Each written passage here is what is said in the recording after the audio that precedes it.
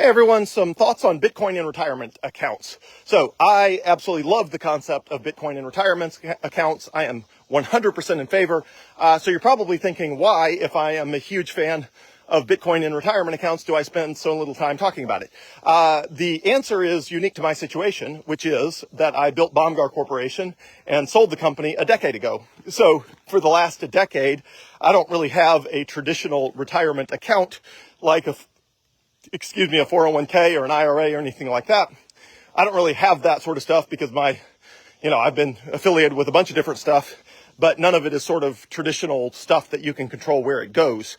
So I do have a small 401k left over that comprises a low single-digit % of my net worth that's left over from Baumgar Corporation before I sold it, but it is not liquid. I have relatively little or almost zero control on what happens with that capital, and therefore I do not count that when I'm calculating the numbers I give for % of net worth, % of liquid assets. That's not a liquid asset because there's no elegant way for me to stick that in Bitcoin without jumping through a bunch of hoops and a huge pain. So anyway, the way I think about that is, it's all a matter of, where are your assets? In my case, retirement account assets is just not where mine are. The assets, I manage are largely the proceeds of the sale of Baumgar Corporation back in 2014 and, various other business endeavors along the way. So they are just not primarily retirement assets. So as a result of that, a number of years ago, I reached out to the head of HR, or the head of, HR/benefits/ et cetera, at Baumgar Corporation, which is now Beyond Trust, to see if they would be willing to add Bitcoin as an option to the 401k. Now, the amount of money I have in that old 401k, again, is, barely big enough to be worth messing with regard to getting it in Bitcoin, but, I'm all for having more Bitcoin. So, they ultimately said they were not ready yet, like most companies. They were not ready yet to make Bitcoin an option in the retirement accounts, which means in order for me to have access to Bitcoin through that retirement account, I would have to roll it off of their platform, which is Fidelity. Fidelity is by far the best company for this. For a number of years now, they have let anybody with a Fidelity retirement account invest up to 20% of that in Bitcoin if the custodian of the retirement account will allow it. But that requires the HR department or benefits consultant or whoever it is that's running the company's 401k. That requires them to greenlight it, but the Fidelity platform automatically allows it. So I requested that it be added, and they said they weren't ready to do it. And I've reached out to them a few times since, and they're just not ready to do it. So what that means is, even though that old 401k is on Fidelity, I don't have any easy way of sticking it in Bitcoin without getting it off Fidelity, which again is a huge pain, and I just don't want to deal with it because it's not a material amount of assets that would alter materially how much Bitcoin I own. So anyway, as a result of that, I am a huge fan, and so here's what I tell people. One, I think having Bitcoin in retirement accounts is a fantastic idea. What percent? Well, obviously I'm not a financial advisor. Nothing I say on Facebook is financial advice or tax advice or accounting advice. I am not a professional in any of those industries. But, if people ask me, well, what would I do if I were them in their situation? I typically tell them 20% or 30%, 20 or 30. 20% or 30% is probably a good number. The midpoint of that is 25%. And the reason is because if something goes wrong with Bitcoin, it's not like you can't retire at all. It just means you're going to be living tighter. And with inflation where it is and everything else like that, everybody's going to be living tighter anyway. And Bitcoin is one of the few ways out of that. So number one, I think it's a fantastic idea. Number two, I think the right amount for where most people are is 20% to 30% as far as of retirement assets. And third, when people say, well, how? I would say, if at all possible, certainly if you're on Fidelity or a platform that will let you own Bitcoin in your existing 401k or IRA, by far, that's the most elegant way. Definitely do that. And again, I am not a financial advisor. This is just my own personal opinion. Second, if your retirement account platform, 401k, IRA, whatever it is, does not allow you to directly own Bitcoin, but it does allow securities like, the BlackRock Bitcoin ETF, which is IBIT, or the Fidelity Bitcoin ETF, which is FBTC. F as in Fidelity, BTC as in the ticker symbol for Bitcoin, FBTC. And I, of course, prefer Fidelity just because they've been in Bitcoin longer and they self-custody the Bitcoin rather than do it with Coinbase. And I love Coinbase, but with BlackRock, you're trusting BlackRock and Coinbase. And with Fidelity, you're only trusting Fidelity. And I just rather trust one company versus two companies if I have the choice. And Fidelity's been involved in Bitcoin since 2014, which is very, very, very early as compared to BlackRock, which was really got involved last year. So Fidelity's just been in it a lot longer, and they have their own self-custody platform and all that.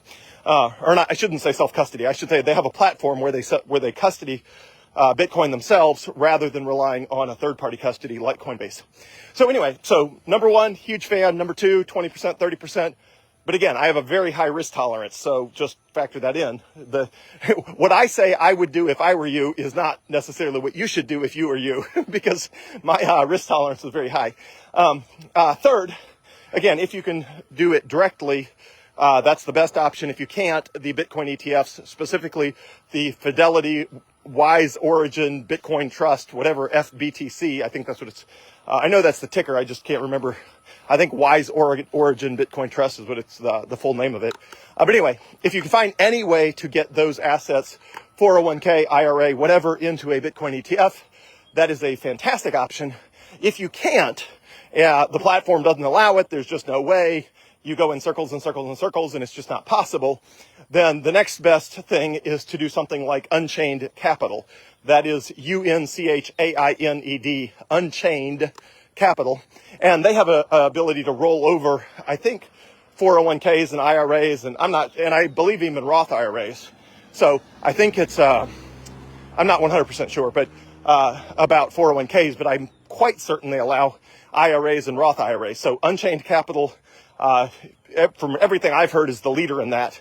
They are the name that comes up most often, and they also let you do it with self-custody, which technologically is definitely more technologically complicated than just buying a Bitcoin ETF. So if you're tech savvy and you like self-custody and, writing down seed phrases and things like that, then Unchained Capital's a great option there. If you are wanting to do it sort of the easy way, then I would absolutely recommend trying to find a way to buy one of the Bitcoin ETFs, because that is just so much more elegant, and you're not having to mess with seed phrases. You're not having to mess with self-custody in a 401k or IRA or Roth IRA. So anyway, highly recommend all of those. The reason I don't talk about them is because I've never done it. And the reason I haven't done it is because my assets that are in retirement accounts are just such a small percent of my sort of total available liquidity that it just hasn't been worth it. It's similar in the previous video I was talking about to the small amount of gold I own. Well, it's just such a small amount that it's not worth driving to Texas to, turn it into the bullion dealership and try to get liquidity on it. Same with the 401k. Could I jump through a bunch of hoops, move it off of Fidelity into Unchained self-custody? Yes, but it would probably take a couple days or a couple weeks for me to figure out how to do that with everything else I got going on. And at the end of it, I'm just not going to buy that much more Bitcoin, because there's just not enough assets to really, materially alter the amount of Bitcoin I have by leveraging those assets. Just because most of my assets are not in retirement accounts, just because the last 10 years of my employment has not been in the sort of things where you have a 401k and an IRA and a Roth IRA and all that sort of stuff, just because I've been doing a bunch of different stuff with a bunch of different organizations, including the Mississippi legislature and stuff like that. So anyway, hope this helps. Huge fan of using Bitcoin in retirement accounts. But if you want to know the exact mechanics of how to do that and all of that, I'm probably not your best resource other than this video, just because, again, I haven't personally done it. That's just what I recommend, what I would do if I were you. But again, this is not financial advice, not tax advice, and not accounting advice, and nothing I post on Facebook ever is. So have a wonderful Friday evening, and here to serve. Always, you can text me 601-207-0813. If you have any questions about Bitcoin, that number again, 601-207-0813, or just message me on Facebook Messenger. Just make sure you are dealing with the real me and not scam or a duplicated account or something like that. I have two accounts, my political account and my personal account. Both of them have my name. Both of them have lots of friends and connections. And so it should be pretty clear. And I post almost all of my content to both Facebook pages, and I have for a long time. So it should be pretty obvious if somebody, which account is the right one to message me on. So happy to help you in your Bitcoin journey. Have a wonderful night and have a great weekend. Thanks.